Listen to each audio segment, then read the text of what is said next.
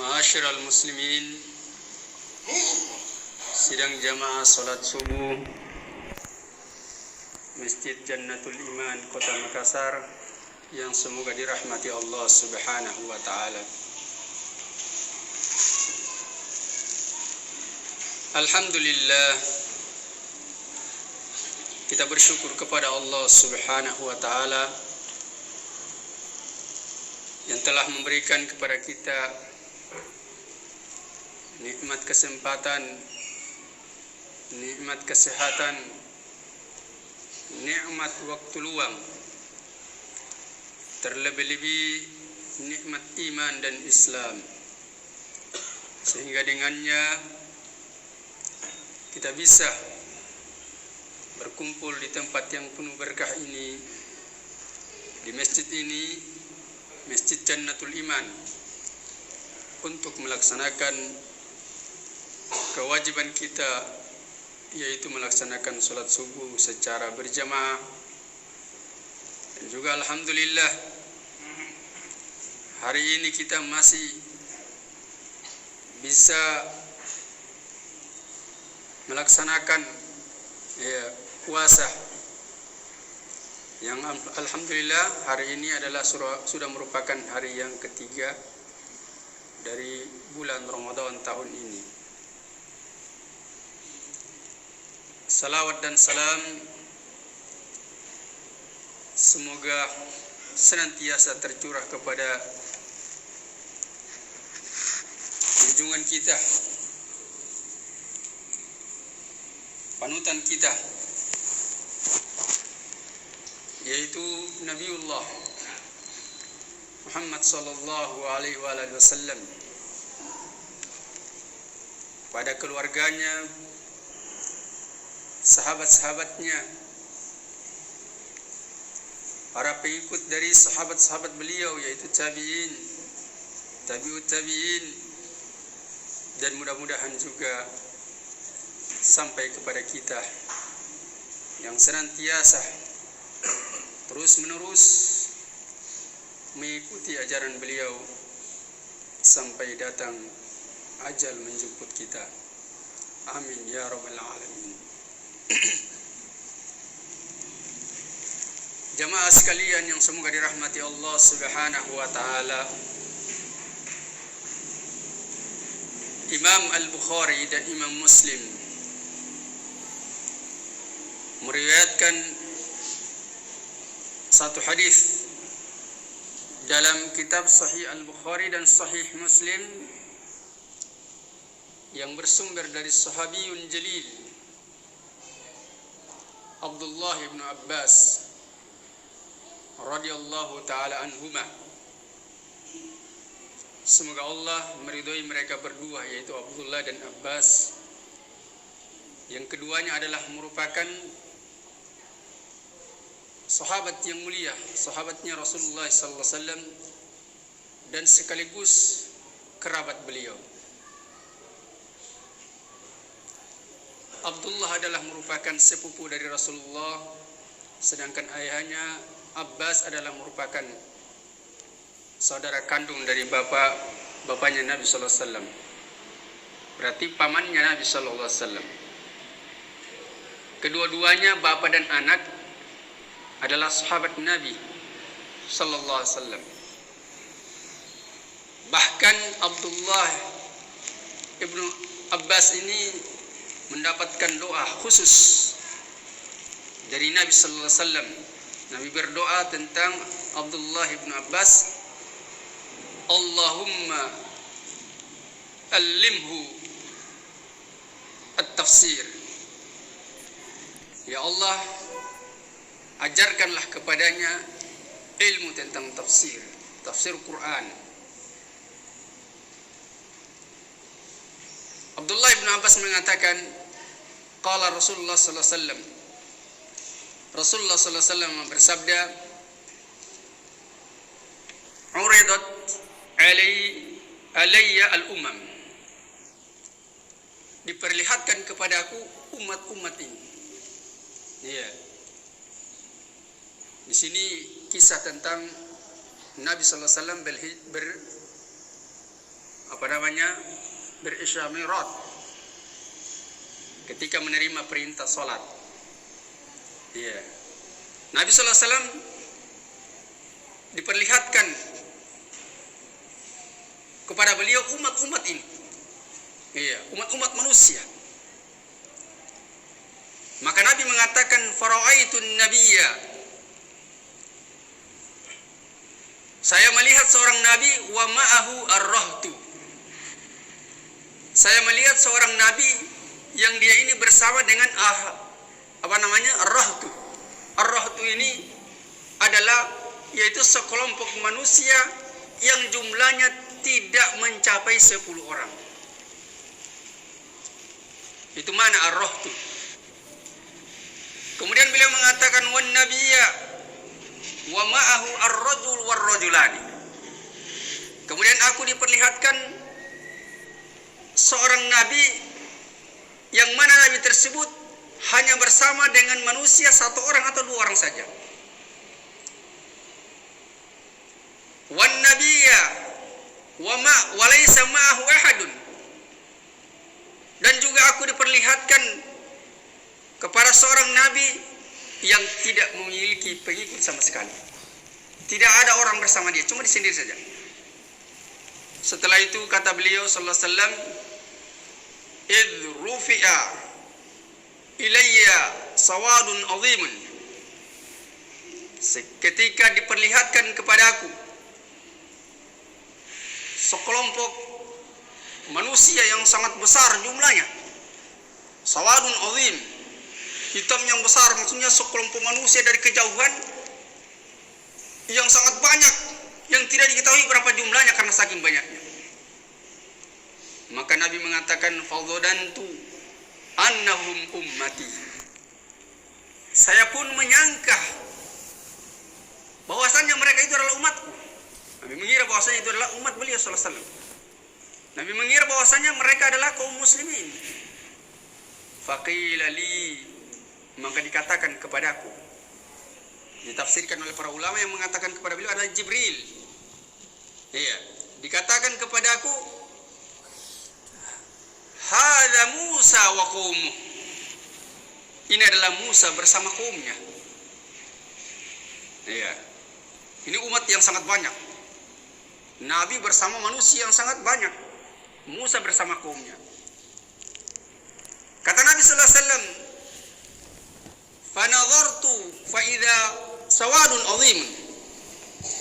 Aku pun diperlihatkan kepada satu kelompok manusia yang lebih besar lagi dari yang pertama tadi, dari umatnya Nabi Musa. Lebih banyak lagi dari itu.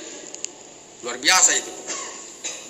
Maka Nabi katakan, maka malaikat Jibril berkata, iya, faqila li, maka dikatakan kepadaku, kata Rasulullah sallallahu alaihi wasallam, maksudnya malaikat Jibril berkata kepada beliau, hadhihi ummatuka. Ini adalah umatmu. Iya. Kemudian Nabi katakan, wa ma'ahum sab'una alfan yadkhuluna al-jannata bighairi hisab wala adzab. Ya, itu adalah umatmu. Dan bersama mereka ada 70.000 orang yang masuk surga tanpa azab dan tanpa hisab. Masuk surga tanpa hisab dan tanpa azab. Langsung masuk surga. 70 orang dari kalangan umatnya Rasulullah SAW. 70.000 orang, bukan 70 orang, 70.000 orang. Iya. Kata Abdullah bin Abbas, fanahadha fadakhala manzilatahu. Setelah Nabi menyampaikan itu, Nabi pun berdiri dan masuk ke dalam rumah beliau. Maka kata Abdullah bin Abbas, fakhadun nasu fi ulai. Maka manusia pun yang mendengarkan penghabaran dari Nabi tersebut sibuk memperbincangkan yang 70.000 orang tersebut. Siapa mereka ini? Sibuk mereka. Ya. Faqalu, mereka mengatakan, ya, faqal Abdullah bin Abbas mengatakan, faqalu, para sahabat mengatakan, fala'allahum alladzina sahibu Rasulullah sallallahu alaihi wasallam. Oh, mungkin saja, bisa saja, atau mudah-mudahan saja mereka ini adalah orang-orang yang menemani Rasulullah sallallahu alaihi wasallam, para sahabat Nabi sallallahu alaihi wasallam. Ini yang 70.000 orang ini, mudah-mudahan adalah mereka. Ini tafsirannya para sahabat, di antara para sahabat tentang hadis Nabi sallallahu alaihi wasallam ini. Iya. Kemudian waqala ba'dhum, sebagian mereka lagi mengatakan fala'allahumul ladzina wulidu fil Islam walam yusyrik billahi syai'an. Sebagian dari sahabat lagi mengatakan mungkin saja mereka ini adalah orang-orang yang dilahirkan dalam keadaan Islam, sudah lahir dari kandungannya orang beriman.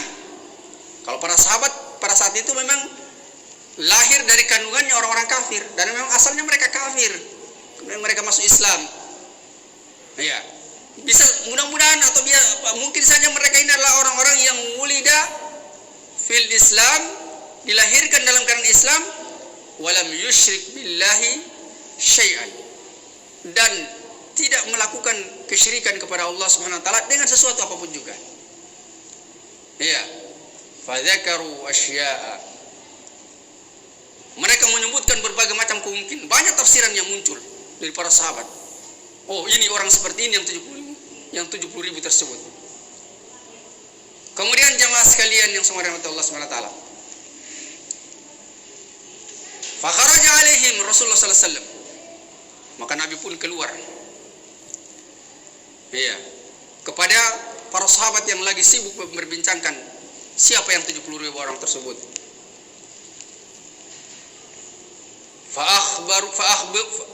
Fa'akhbiruhu, maka para sahabat pun segera mengabarkan kepada beliau sallallahu alaihi wasallam. Iya. Maka Nabi sallallahu alaihi wasallam bersabda, humul ladzina la yastarqun wa la yaqtawun wa la yatatayyarun wa ala rabbihim yatawakkalun. Nabi menyebutkan sifat orang yang 70.000 orang tersebut, menyebutkan 4 sifat yang mereka miliki. Iya, 70.000 orang yang masuk surga tanpa azab dan tanpa hisab, ada 4 sifat yang mereka miliki. Nabi katakan mereka itu adalah, yaitu orang-orang yang tidak meminta diruqyah. Yang kedua, orang-orang yang tidak meminta, yang tidak melakukan pengobatan kai. Pengobatan kai yaitu mengobati penyakit atau luka dengan menggunakan besi yang dipanaskan, dibakar.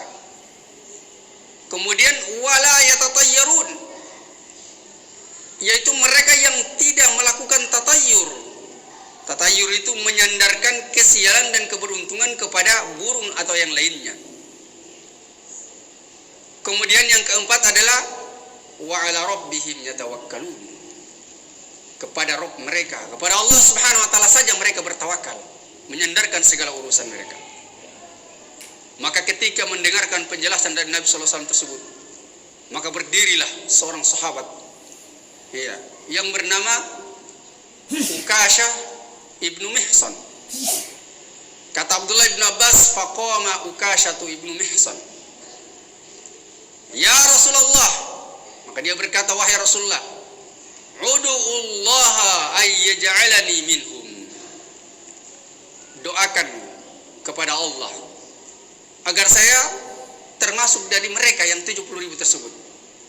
Maka Nabi katakan, anta minhum, engkau termasuk dari mereka. Berarti Ukasha bin Mihsan sudah masuk, orang yang masuk surga tanpa azab dan tanpa hisab. Karena Nabi sallallahu alaihi wasallam yang sudah memberikan jaminan dia masuk ke dalam golongan tersebut. Maka kemudian kata Abdullah bin Abbas, faqama rajulun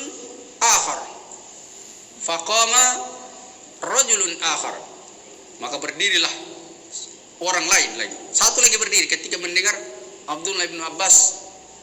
Iya, berdiri tadi dan mengatakan, dan dia mengatakan seperti apa yang dikatakan oleh Abdullah bin Abbas. Ya Rasulullah, ud'ullaha yaj'alani minhum. Wahai Rasulullah, doakanlah aku agar supaya aku termasuk dari golongan mereka.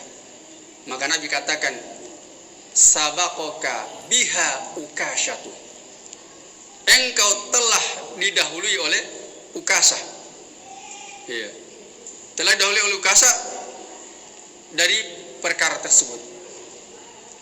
Jamaah sekalian yang semoga dirahmati Allah Subhanahu wa taala, dalam hadis yang mulia ini Rasulullah sallallahu alaihi wasallam mengabarkan kepada kita bahwasannya beliau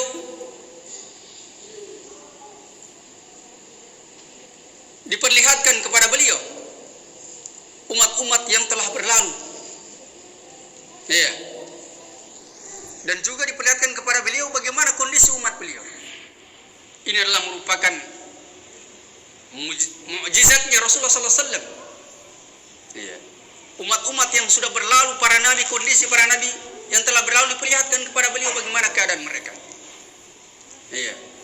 Di situ diperlihatkan ada seorang nabi yang pengikutnya cuma 10, tidak mencapai 10 orang. Iya. Ada yang hanya memiliki 1 atau 2 orang saja pengikutnya. Bahkan ada yang tidak punya pengikut sama sekali. Tapi mereka adalah al-anbiya, para nabi. Mereka adalah manusia yang termulia di sisi Allah Subhanahu wa taala. Tidak ada lagi manusia yang lebih mulia dari para nabi dan rasul. Dari sini jemaah sekalian kita bisa memahami bahwasannya bahwasannya kebenaran bukan dilihat dari banyaknya pengikut. Iya, bukan dilihat dari banyaknya pengikut. Tapi kebenaran itu adalah dia mengikuti petunjuk Allah dan petunjuk Rasul. Dia mengikuti wahyu Allah Subhanahu wa taala. Di sini para nabi yang hanya memiliki pengikut yang sangat sedikit, tidak sampai 10 orang, tidak sampai hanya beberapa orang, bahkan tidak punya pengikut. Mereka adalah tetap menyandang predikat yang sangat mulia di sisi Allah Subhanahu wa taala, itu sebagai utusan Allah Subhanahu wa taala. Dan mereka pun menjadi manusia yang mulia, dimasukkan ke dalam surganya Allah Subhanahu wa taala, dan Rasulullah dan Allah Subhanahu wa taala tidak menganggap mereka gagal dalam dakwah mereka di muka bumi. Maka oleh karena itu seorang dai yang dia betul-betul ikhlas berdakwah kepada Allah Subhanahu wa taala, maka ini adalah kabar gembira bagi mereka. Kabar gembira bahwasanya berdakwah di jalan Allah, ada pengikut ataupun tidak, tetap menjadi manusia yang terbaik, tetap akan menjadi manusia yang perkataannya adalah sebaik-baik dari perkataan manusia. Wa man ahsanu qawlan mimman da'a ila Allah wa 'amila shalihan wa qala innani minal muslimin. Siapakah yang lebih baik perkataannya dari orang-orang yang mengajak kepada Allah, yang berdakwah kepada Allah Subhanahu wa taala, mengajak manusia untuk tunduk dan mentauhidkan Allah Subhanahu wa taala, dan dia melakukan amalan soleh dan mengatakan bahwasanya saya adalah termasuk dari orang-orang yang berserah diri kepada Allah Subhanahu wa taala, menunjukkan bahwasanya tidak ada perkataan yang lebih baik dari perkataan mereka. Mereka tetap mulia. Ada yang terima dakwah mereka ataupun tidak, mereka tetap mulia di sisi Allah Subhanahu wa taala. Kemudian jemaah sekalian, ketika Nabi sallallahu alaihi wasallam diperlihatkan kepada Musa bersama kaumnya, yang Nabi sampai saking banyaknya umatnya Nabi Musa tersebut, sampai Nabi menyangka bahwasanya itu adalah umatnya. Di sini menunjukkan tentang bagaimana keutamaannya Nabi Musa alaihissalatu wassalam,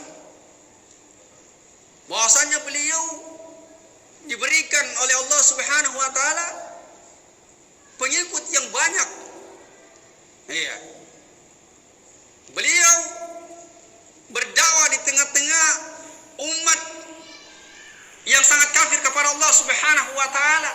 Bahkan pimpinan kafirnya mereka adalah mengaku sebagai sesembahan yang berhak untuk disembah, yang dia mengatakan wa ana rabbukumul a'la, saya ada Rabb kalian yang paling tinggi, yaitu Fir'aun. Iya.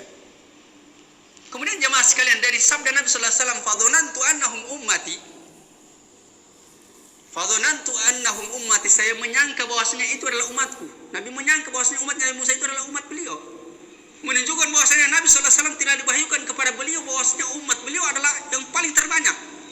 Karena beliau sudah tahu bahwasanya umat beliau banyak, sehingga melihat Nabi Musa punya umat yang begitu banyak, sampai beliau menyangka bahwasanya umat beliau adalah banyak. Setelah itu Nabi SAW diperlihatkan kepada umatnya yang jauh lebih banyak daripada umatnya Nabi Musa AS. Bahkan di antara umatnya Nabi SAW ada 70.000 orang yang dijamin masuk surga tanpa adab dan tanpa hisab. Maka hadis yang mulia ini jadi sebagai bantahan terhadap orang-orang yang pemikirannya rusak, yang meyakini bahwasannya, kata mereka dari kalangan orang-orang sufi, yang berdalil dengan mimpi-mimpi mereka bahwasannya ada seorang tokoh sufi, saya lupa namanya ya, yang dia mengatakan katanya telah bermimpi dan melihat bahwasanya umat Rasulullah SAW sedang menangis katanya karena melihat umatnya cuma 2 orang masuk surga. Nah, ini mimpinya dia, ini lebih kuat katanya daripada sabda Nabi SAW. Sementara Nabi mengabarkan bahwasanya ada 70.000 orang umat beliau yang masuk surga tanpa adab dan tanpa hisab. Sementara mimpinya dia hanya 2 orang umat Nabi SAW masuk surga. Jelas batil. Kebatilan yang nyata. Maka jemaah sekalian semua rahmatullah subhanahu wa ta'ala, akidah kita, keyakinan kita harus dibangun di atas Quran dan sunnah Nabi SAW, sehingga akidah kita ini akan menjadi penyelamat bagi kita dari adab Allah subhanahu wa ta'ala.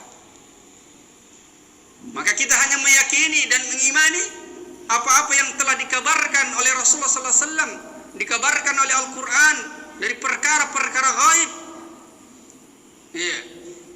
Yang harus kita yakini, tidak bisa kita bersandar kepada mimpi-mimpi kita, hayalan-hayalan kita, sebagaimana yang dilakukan oleh orang-orang sufi. Kemudian jemaah sekalian semua rahmat Allah subhanahu wa ta'ala, 70.000 orang yang dijamin masuk surga tanpa adab ini, Nabi jelaskan kriteria mereka, yang mana penyebutan tentang kriteria ini adalah motivasi bagi seorang muslim untuk berlomba-lomba bersifat dengan 4 sifat tersebut, sehingga dia menjadi golongan dari orang-orang yang masuk surga tanpa adab dan tanpa hisab. Sifat yang pertama adalah yaitu humul ladzina la yastarqun. Mereka adalah orang-orang yang tidak meminta diruqyah. Ruqyah itu adalah pengobatan dengan membacakan ayat-ayat Allah, membacakan doa-doa dari Nabi sallallahu alaihi wasallam yang sahih. Ini namanya ruqyah. Nah, ruqyah ini ada 2 macam. Ada ruqyatul syar'iyyah dan ada ruqyatul mamnu'ah. Ruqyah syar'iyyah adalah ruqyah yang sesuai dengan tuntunan Rasulullah sallallahu alaihi wasallam. Sedangkan ruqyah yang mamnu'ah adalah ruqyah yang bertentangan dengan syariat Allah subhanahu wa ta'ala. Bagaimana ruqyah yang syar'iyyah? Yaitu dengan membacakan ayat-ayat Allah subhanahu wa ta'ala kepada orang yang sakit.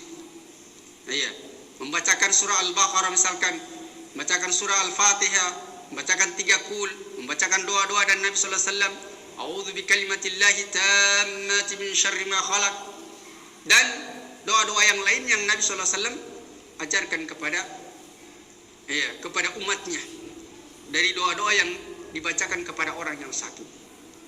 Itu namanya ruqyatus syar'iyyah. Jadi seseorang itu kalau dia kesurupan jin, ini juga kesurupan jin ini adalah perkara yang nyata. Manusia itu kesurupan jin dan diobati itu dengan cara ruqyah. Dengan cara diruqyah.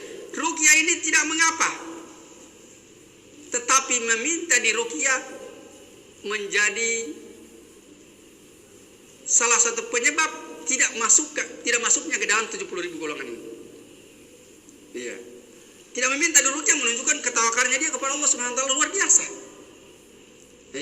Tapi kalau ada orang datang meruqyah dia, maka tidak mengapa. Atau dia berusaha untuk meruqyah dirinya sendiri juga tidak mengapa. Karena Rasulullah pun diruqyah jemaah sekalian. Tapi yang meruqyah beliau adalah yaitu malaikat Jibril. Beliau kena disihir oleh wanita Yahudi. Maka kemudian beliau diruqyah oleh malaikat Jibril. Malaikat Jibril membacakan ayat Allah Subhanahu wa taala kepada Nabi sallallahu alaihi wasallam sehingga jinnya pun musnah. Yang masuk ke dalam yang mengganggu Nabi sallallahu alaihi wasallam. Demikian juga para sahabat diruqyah oleh Rasulullah sallallahu alaihi wasallam. Demikian dan seterusnya. Kemudian sifat yang kedua adalah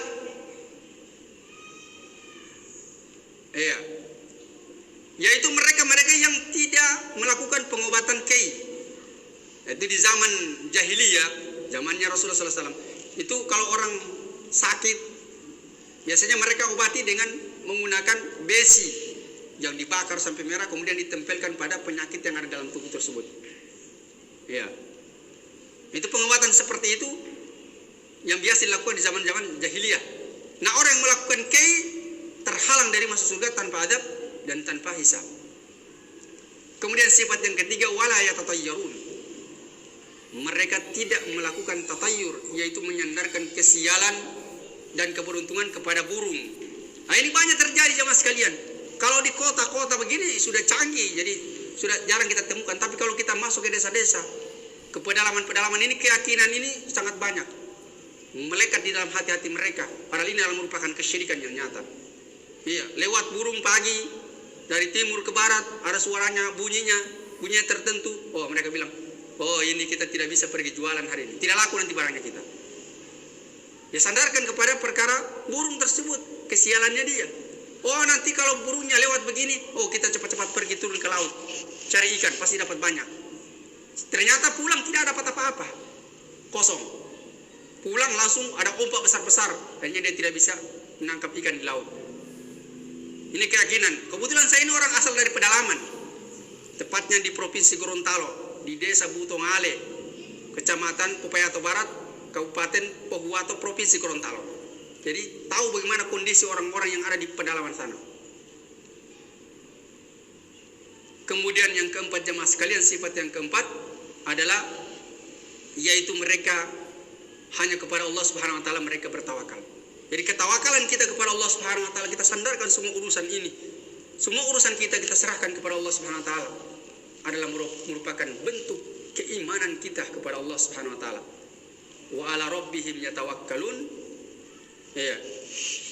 Dan hanya kepada Rabb mereka bertawakal. Menyandarkan segala urusan hanya kepada Allah Subhanahu wa taala menjadi penyebab masuk surga tanpa adab dan tanpa hisab. Kemudian setelah itu jemaah sekalian, Ukasha bin Mihsan berdiri meminta agar supaya masuk ke dalam 70.000 golongan ini menunjukkan bahwasannya kita bisa disyariatkan untuk meminta kepada orang yang kita pandang dia lebih utama dari kita dari sisi ketauhidan kepada Allah Subhanahu wa taala, untuk kita minta didoakan kebaikan untuk dirinya. Doakan saya masuk surga, doakan agar supaya amal saya diterima, doakan saya agar supaya dapat rezeki hari ini dan seterusnya. Itu bisa. Doakan supaya semoga penyakit saya cepat sembuh. Doakan semoga urusan saya bisa dimudahkan oleh Allah Subhanahu wa taala. Itu enggak mengapa. Itu perkara yang disyariatkan. Ya. Karena ini dilakukan oleh sahabat dan dipuji oleh Rasulullah sallallahu alaihi wasallam. Ya. Sebenarnya ini masih panjang jemaah sekalian, tapi kalau waktu kita sudah sangat singkat dan ini sudah habis waktunya, maka kita cukupkan sampai di sini. Mudah-mudahan Allah Subhanahu wa taala senantiasa menjadikan kita termasuk dari golongan orang-orang yang masuk surga tanpa adab dan tanpa hisab. Amin ya rabbal alamin. Subhanakallah bihamdik, asyhadu an la ilaha illa anta, astaghfiruka wa atubu ilaik. Walhamdulillahirabbil alamin. Assalamualaikum warahmatullahi wabarakatuh.